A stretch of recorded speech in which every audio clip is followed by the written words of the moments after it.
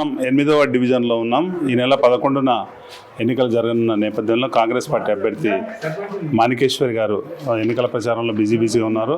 బాలకొండ గ్రామంలోని కొత్త ఇళ్ళ దగ్గర మనం ఉన్నాం. మాణికేశ్వరి గారు మన దగ్గర ఉన్నారు. వారితో మాట్లాడించే ప్రయత్నం చేద్దాం. అమ్మ, ఎలా సాగుతుంది మీ ప్రచారం వల్ల మీరు ఏం చెప్తున్నారు? 8వ డివిజన్ మాది. ప్రచారం బాగానే సాగుతుంది. ఈరోజు చివరి రోజు కాబట్టి మేము కూడా ప్రచారంలో కొనసాగుతున్నాం. ప్రజలు కూడా మాకు పాజిటివ్గా సపోర్ట్ ఇస్తున్నారు.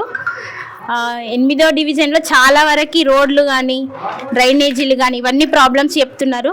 చాలా కాలనీస్ దగ్గర ఇవే ప్రాబ్లమ్స్ చెప్తున్నారు. మేము సంపూర్ణ మద్దతు ఇస్తాము, మేము అవన్నీ చేయిస్తామని చెప్పేసినాం, వాళ్ళకి మాట ఇచ్చినాం. ఖచ్చితంగా అవన్నీ చేస్తాము. ఈరోజు లాస్ట్ డే ప్రచారం కాబట్టి మేము కూడా పెద్ద ఎత్తున వేస్తున్నాం. ఖచ్చితంగా విన్ అయ్యే ఛాన్సెస్ మా సైడే పాజిటివ్గా ఉన్నాయని మేము ఈరోజు తెలియజేస్తున్నాము. అమ్మ, ఆల్రెడీ అంటే మీ అపోనెంట్స్ అంటే అవతల పార్టీ వాళ్ళు మేము అంత అభివృద్ధి అంతా చేసాము, అనేక విధాలుగా పేదలను ఆదుకున్నాం, సొంతంగా కూడా ఖర్చులు పెట్టి హెల్ప్ చేసినాం, అన్నీ డెవలప్మెంట్ చేసినాం అంటున్నారు కదా, దీన్ని ఏమంటారు మీరు? ఎంతవరకు చేసి సోషల్ మీడియాలో చిత్రాలు తప్ప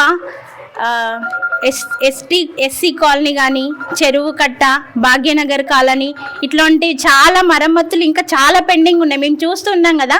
ఒక్కసారి ఎన్నికలప్పుడు ఒక్కటి ఓట్ల కోసం మా దగ్గరకు వచ్చిన తర్వాత ఇంతవరకు వాళ్ళ ఫేసులు మాకు చూపించలేదు. ఎవరో కూడా మాకు తెలీదు. మాకు స్ట్రీట్ లైట్ లేక మేము సెల్ ఫోన్స్ వేసుకొని వెళ్ళే పరిస్థితి ఉంది. మాకు గ్యారెంటీ ఏంటి అని చెప్తున్నారు. ప్రతి వార్డులో అదే చెప్తున్నారు.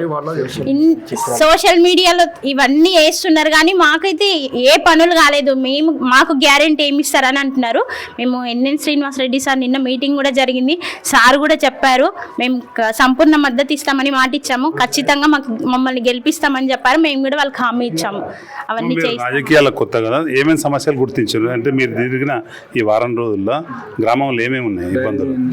డ్రైనేజీలు, ఇందిరమ్మ ఇండ్లు కావాలి ఖచ్చితంగా, మాకు చాలా వరకు లేవు అనేసి కూడా అంటున్నారు. సార్ నిన్న మీటింగ్లో కూడా చెప్పారు, ఎవరైతే ఇల్లు కావాలి పేదవాళ్ళు ఉన్నారో వాళ్ళకు 100 ఇండ్లు ఇస్తాము, లిస్ట్ రాసుకొని నాకు చెప్పండి అన్నారు. ఫ్రీ బస్ ఒకటి మెయిన్ ఇంపార్టెంట్. నేను కూడా ఇంతకు ముందు ఉన్నప్పుడు ఈ ప్రాబ్లం ఫేస్ చేసినాం. మాకు ఫ్రీ బస్ ఖచ్చితంగా కావాలి సార్ అని సార్తో మేము పోరాడతాం. ఖచ్చితంగా మమ్మల్ని గెలిపించాలి, మేము ఖచ్చితంగా చేస్తామని చెప్పాము. సంపూర్ణ మద్దతు అయితే మా సైడ్ ఉంది ప్రజలది. మాకు పాజిటివ్గానే చెప్తున్నారు ప్రతి ఒక్కరు. మేము ఈరోజు సంతోషిస్తున్నాము, గర్వంగా కూడా ఉంది. చివరిగా చెప్పండి అమ్మా, మాణికేశ్వర్కి ఓటు ఎందుకు వేయాలంటే ఏం చెప్తారు? మేము ఎడ్యుకేటెడ్, ఒకటి ప్రతి ఒక్కరి సమస్యలు మాకు అర్థమైపోయినాయి. ఎడ్యుకేటెడ్. మేము కూడా కొన్ని ప్రాబ్లమ్స్ ఫేస్ చేసినాం. మా ఇంటి ముందు కాలువలే ఎన్నోసార్లు చెప్పాము. ఇంతకుముందు ఉన్న ప్రతి పార్టీ వాళ్ళకి కూడా ప్రాబ్లమ్స్ చెప్పాము, ఎవరు చేయలేదు. ఇక్కడ స్కూల్ కూడా కొంచెం డెవలప్ కావాలి. ఫస్ట్ నుంచి చాలా రోజుల నుంచి ఉన్న స్కూల్లే ఉన్నాయి, అది ఇది అంటున్నా. మెయిన్ ఏంటంటే రేషన్ కార్డులు అప్పుడు ఇందిరమ్మది ఉన్నప్పుడే వచ్చినాయి, మళ్ళీ ఇప్పుడు మా ప్రభుత్వంలోనే వచ్చినాయి. అది కూడా మేము మాట ఇచ్చినాం. సన్న బియ్యం కానీ బయట నుంచి షాప్స్లలో ఎవరు కొనుక్కోవట్లేదు.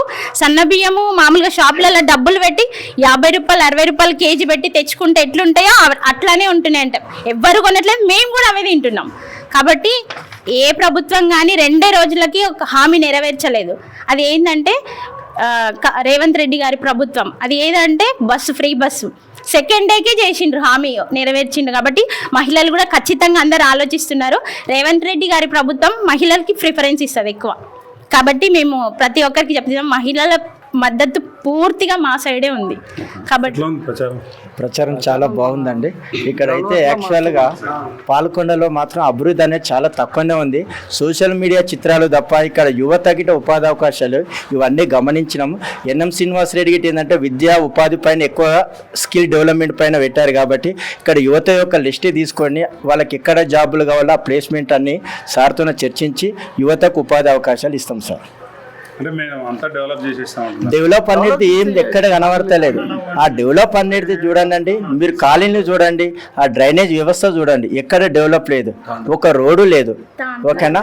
సోషల్ మీడియా చిత్రాలు తప్ప డెవలప్ అనేది కనవాలి మాకు గెలిచినంత వరకు. తాండాకి విజిట్ అవుతున్నాం కదా ప్రచారానికి, బైక్స్ పైన వెళ్ళడానికి కూడా మాకు రావట్లేదు. మా పరిస్థితి ఇంతేనా, మేము ఇంతేనా, మా నుంచి ఓట్లు కోరుకుంటున్నారు కానీ మాకు ఏమి ఇస్తున్నారు?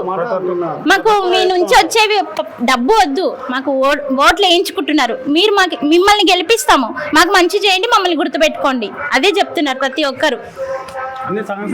ఇది ఇక్కడ పరిస్థితి. అంటే స్థానికులు మాట్లాడడానికి ఉన్నారు, ముందరికి వస్తున్నారు. ఏం అభివృద్ధి చేసిండు? సగం సగం చేసిండు సార్, ఏం చేయలేదు ఆయన.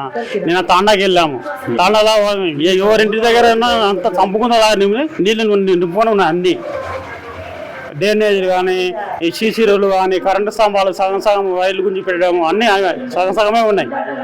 అవి సగం చేసి ఇచ్చిపెట్టిండు అంతే. వాళ్ళు పోయినా చెప్తున్నాం. ఇది ఇక్కడ పరిస్థితి.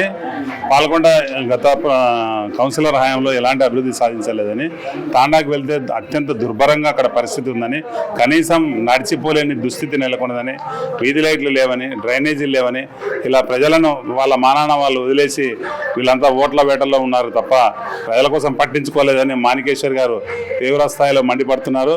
తమను గెలిపిస్తే తప్పనిసరిగా మార్పు ఏంటో చేసి చూపిస్తామనే నమ్మకంతో ఒక్కసారి ఓటేసి గెలిపించాలని మాణికేశ్వర్ గారు విజ్ఞప్తి చేస్తున్నారు. ఇది ఇక్కడ పరిస్థితి.